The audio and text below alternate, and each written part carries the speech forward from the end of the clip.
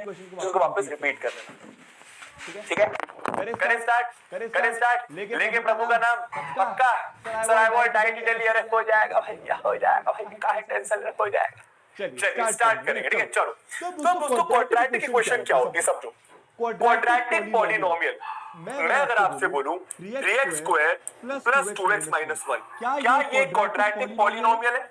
क्या ये एक क्वाड्रेटिक पॉलिनोमियल है? हाँ ये क्वाड्रेटिक पॉलिनोमियल है। क्यों? क्योंकि भाई क्वाड्रेटिक का मतलब क्या होता है? डिग्री 1 होनी चाहिए। क्वाड्रेटिक का मतलब क्या होता है? डिग्री 1 होनी चाहिए। डिग्री का मतलब क्या?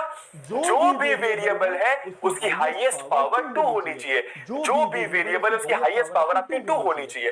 ठीक है, तो इसकी डिग्री आपकी, इसकी डिग्री आपकी 2 है, तो इसलिए इसको मैं क्या बोलूंगा? Quadratic polynomial. अगर आप क्वाड्रेटिक पॉलिनोमियल को इक्वेट टू 0 कर देते हैं इन जनरल, तो वो आपका क्वाड्रेटिक इक्वेशन बन जाता है। अच्छा, अब दुनिया का कोई भी क्वाड्रेटिक पॉलिनोमियल होगा, आपको पता है वो आपको इस फॉर्म में दिखाई देता है, ax square plus bx plus c। इस क्वाड्रेटिक पॉलिनोमियल को अगर आप इक्वेट टू 0 कर दे तो आपको एक क्वाड्रेटिक इक्वेशन मिल जाती है। क्या मिल जाती है? Quadratic equation. इक्वेशन क्यों बोल दिया? क्योंकि यहाँ पे इज इक्वल टू का साइन आ गया।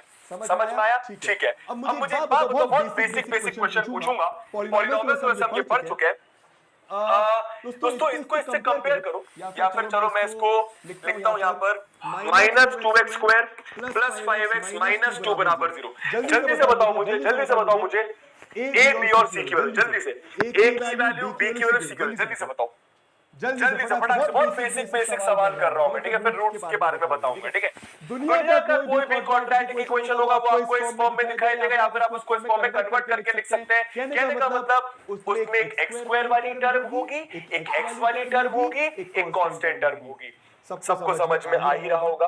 अगर तुम दोनों को कंपेयर करो तो x स्क्वायर का कोएफिशिएंट a है, मतलब x स्क्वायर का कोएफिशिएंट -2, b मतलब x का कोएफिशिएंट 5, c मतलब कांस्टेंट टर्म -2। ये तो बात समझ में आ रही है। ठीक है, अब अपन क्या बोल रहा था भाई, जरा मुझे बताना। ठीक है, मैंने लिखा x square plus 2x minus 2 बराबर 3x square minus 2x plus 2। यहां पर मुझे बताएं ए बी और सी की वैल्यूज जल्दी से। यहां पर मुझे बताएं ए बी और सी की वैल्यूज जल्दी से। ठीक है, बहुत ज्यादा बेसिक में नहीं जाऊंगा। ठीक है, ये बहुत बेसिक बातें हैं।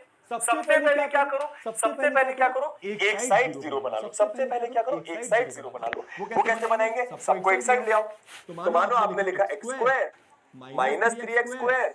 दोस्तों यहाँ पे आपका प्लस 2x था, ये माइनस 2x इधर आके प्लस 2x, यहाँ पे पहले से -2 था, ये प्लस 2 आके इधर -2 बराबर 0। तो ये आपका बन गया माइनस का 2x स्क्वायर, ये आपका दोस्तों बन गया प्लस का 4x, और ये आपका दोस्तों बन गया माइनस का 4 बराबर 0। अब आप इसको कंपेयर कर ले ax square plus bx plus c से, तो a आपका -2 आ गया, b आपका 4 आ गया, और c आपका -4 आ गया।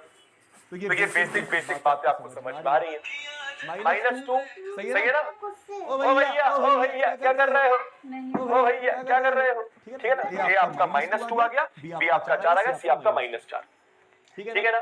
क्लियर है? अच्छा ऐसा भी कर सकते थे कि उसको उस साइड ले जाओ, कि इसको उस साइड ले जाओ। ठीक है, ए बी सी की जो वैल्यूज होती है वो यूनिक नहीं होती हैं। ठीक है, चलो अब सुनो मेरी बात ध्यान से। अच्छा भाई तुम यहाँ पे कॉमन भी निकाल सकते, तुम चाहो तो यहाँ पे कॉमन भी निकाल सकते। वो देखो फिर से बोलूंगा, ए बी और सी की वैल्यू यूनिक नहीं है कि ए बी और सी की वैल्यू एक ही। ठीक है, चलो अब सुनो मेरी बात ध्यान से। ठीक है, यहाँ पे अब तुम समझ गए x square plus bx plus c। अच्छा रुको, पहले एक और सवाल। मैंने लिखा 2x square plus 2x minus 2, इधर लिखा 2x square plus 5x plus 4। जल्दी से बताओ ये इक्वेशन क्या क्वाड्रेटिक इक्वेशन है? जल्दी से बताओ ये इक्वेशन क्या क्वाड्रेटिक इक्वेशन है? बताइए जरा, क्या ये इक्वेशन एक क्वाड्रेटिक इक्वेशन है क्या? कैसे बताएंगे? सब लोग का नो आंसर आ रहा है। क्यों? बहुत इजी है। सबको पहले एक साइड लेकर आओ। अगर तुम देखो तो 2x स्क्वायर से 2x स्क्वायर कट चुका होगा, 2x स्क्वायर से 2x स्क्वायर कट जाएगा। कैसे कटेगा बबुआ? ये तो 2x स्क्वायर जो है तो प्लस का इधर भी प्लस का कैसे कटेगा?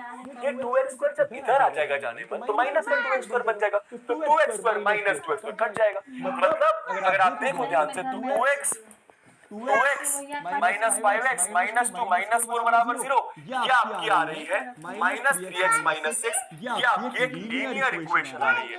ये आपकी एक लीनियर इक्वेशन आ रही है। समझ में बहुत बढ़िया। तो ये बेसिक सवाल आपको समझ में आ गया कि भाई क्वाड्रेटिक इक्वेशन क्या होती है क्या नहीं होती। अब इंपॉर्टेंट चीज है, ठीक है। अब आ जाते हैं मेन बात पर, ठीक है, मेन मुद्दे पर। दुनिया की कोई भी क्वाड्रेटिक इक्वेशन होगी वो आपको इस फॉर्म में दिखाई देगी, और अगर नहीं दे रही तो आप उसको इस फॉर्म में कन्वर्ट कर सकते हो। यहाँ पर इंपॉर्टेंट बात क्या है कि जो ए बी और सी है वो आपके क्या है, रियल नंबर्स होंगे। ए बी और सी आपके क्या होते हैं, रियल नंबर्स। लेकिन एक कंडीशन, ए आपका 0 नहीं हो सकता। अब जल्दी से बताओ ए आपका 0 क्यों नहीं हो सकता? जल्दी से बताओ ए आपका 0 क्यों नहीं हो सकता? जल्दी से बताइए।